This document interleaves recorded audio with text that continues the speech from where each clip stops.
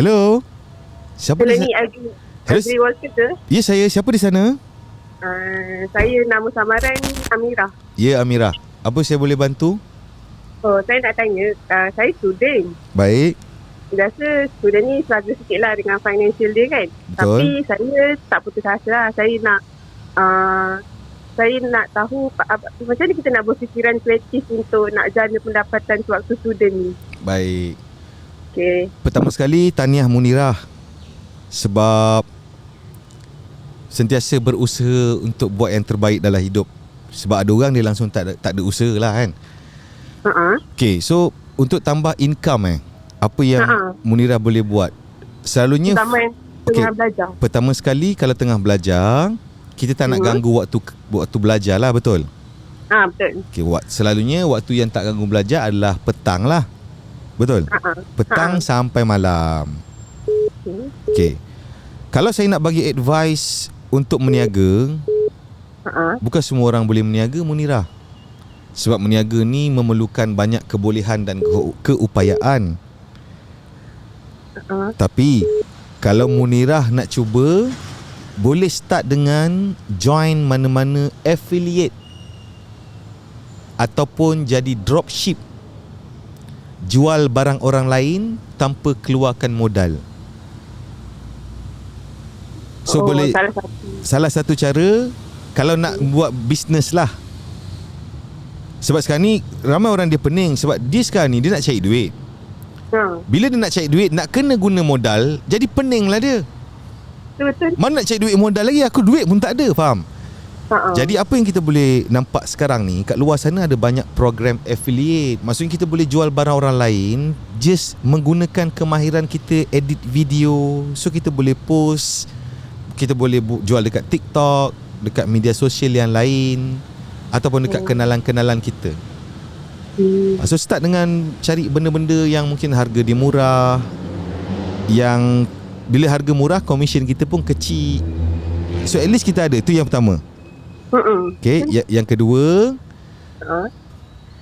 kalau lelaki saya boleh advise lah, mungkin malam dia boleh jadi rider. Sebab sekarang kita ada gig ekonomi, bawa Grab dan sebagainya. Untuk wanita, itu je lah saya boleh bagi advice untuk tambah income. Berapa banyak income awak nak tambah tu?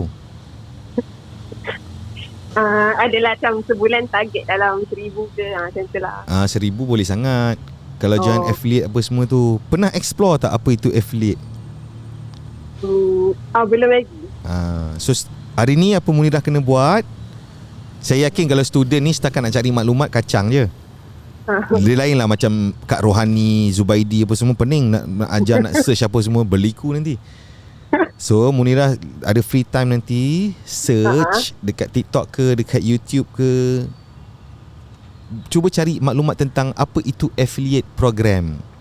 I see. Lepas tu belajar macam mana nak buat duit online.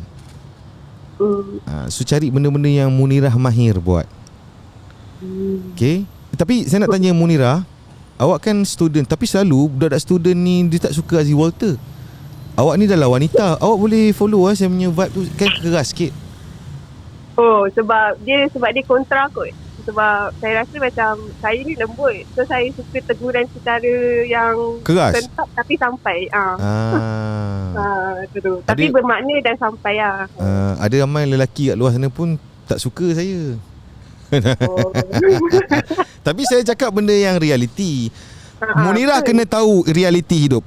Saya tak tahu Munirah belajar apa, mungkin sains kaji kuman ke apa. Munirah kena tahu realiti hidup sekarang ni dia hyper kompetitif.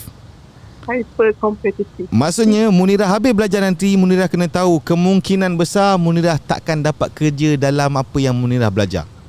Sebab Munirah bukan saja kena compete dengan graduan yang sedia ada, malah Munirah kena compete dengan mereka-mereka yang telah lama bekerja kat luar sana, yang ada degree sama ataupun diploma sama dengan Munirah. So persaingan dia sangat dahsyat. Betul-betul. Faham?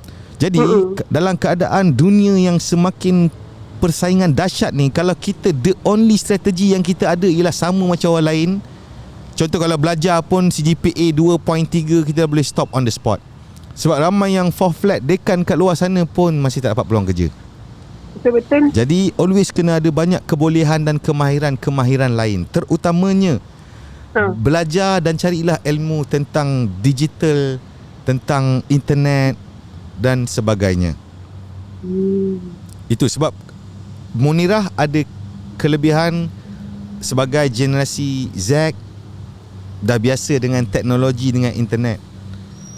Salah satu yang rugi kalau tak belajar, tak explore. Okay, belajar supaya ada added value kan. Kita always kena ada something different dengan orang lain. Kalau tak, contoh Munirah, Batrisha, Balki, Siti, 4 orang yang sama, semua ada belajar benda yang sama. So kalau Munirah jadi majikan pun, takkan Munirah nak ambil yang biasa-biasa. Mesti nak yang luar biasa. Yes. So bila kita pergi interview dekat tempat kerja, kita jangan selalu fikir apa kita dapat. Kita bagi tahu kat bakal bos kita, apa value aku boleh bagi kat kau dengan company kau.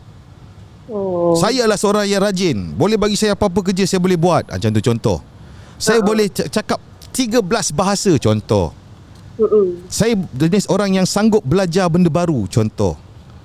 Kalau ada on the spot punya job, kalau tak ada orang lain, saya sanggup buat. Tu adalah value-value yang saya boleh bagi, contoh. So always kena bagi value. Hidup ni Munirah, dia adalah exchange of value.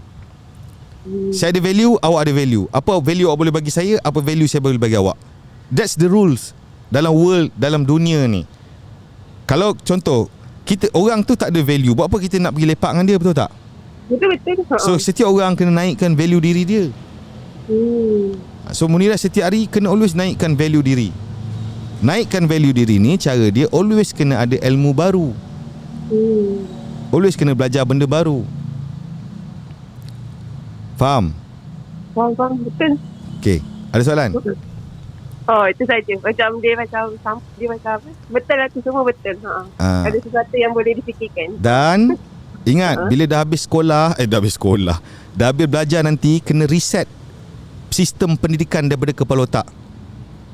Sebab Munirah, sekarang saya tak tahulah umur Munirah berapa umur, boleh tahu?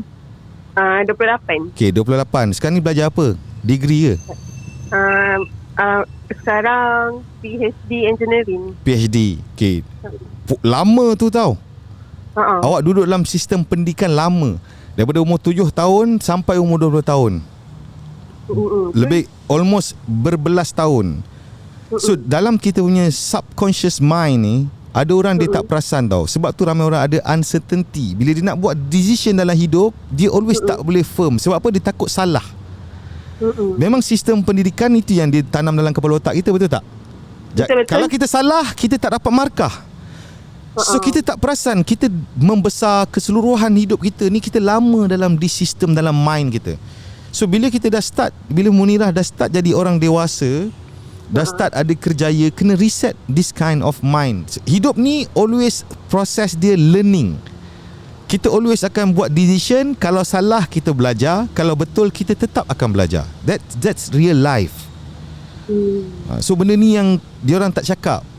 Tapi kita always kena reset benda ni daripada mind kita. Dia ada dalam minda kita yang kita tak sedar. Ada ramai orang ada that kind of problem, uncertainty. Yes. Lagi-lagi zaman sekarang ni, dengan terlalu banyak maklumat, terlalu banyak pilihan, terlalu banyak distraction dalam media sosial, dalam society.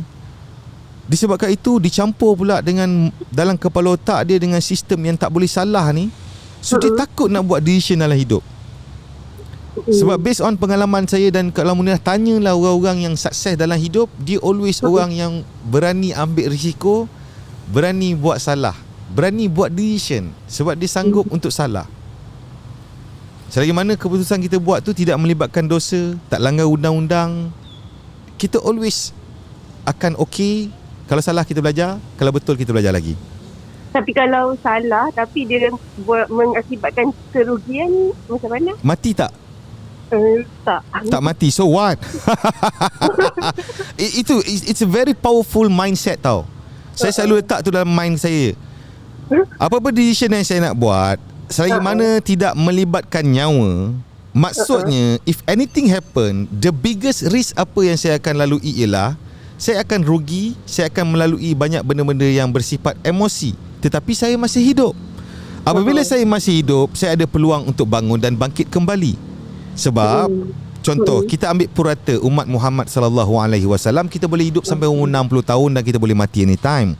Sebab tu sebagai orang Islam, kita always kena jaga takwa. Buat apa Allah suruh, tinggalkan apa Allah larang. Kalau tiba-tiba kita mati, insya-Allah kita okey. So dalam urusan duniawi, so kalau kita ada peluang untuk hidup sampai umur 60, katakanlah at the age of 30, umur 30 prap kita buat silap. So kita tak boleh nak lama-lama duduk dalam down, duduk dalam bilik gelap ataupun kita judge diri kita, sebab kita ada 30 tahun lagi yang kita boleh bangun, repair dan bangkit kembali. Betul-betul. Nampak tak? So dalam hidup ni kita always tanam hope dalam mind kita, harapan. So harapan akan membuatkan kita terus hidup. Harapan membuatkan kita terus hidup. Ya. Sebab itulah metod Allah Azza wa Jalla. Allah jadikan kita manusia, kan? Allah sebut dalam Quran, di sisi Allah ada tempat kembali yang lebih baik, iaitu syurga. Maksudnya untuk kita orang Islam, kita punya harapan adalah untuk mati masuk syurga. So setiap hari kita hidup, goal kita, harapan kita untuk mati masuk syurga. So bila kita satu orang tu, dia tahu always ada harapan dalam hidup dia. So dia takkan rasa frust, down banyak kali. Dia always cuba je buat apa-apa, explore, try, repair, try, banyak cuba, banyak try. Betul-betul. Munirah PhD engineering bidang engineering. Mechanical, biomechanical. Biomechanical. So lepas ni plan dia untuk jadi apa? Lecturer lah. Memang target dia jadi lecturer lah. Okay, all the best.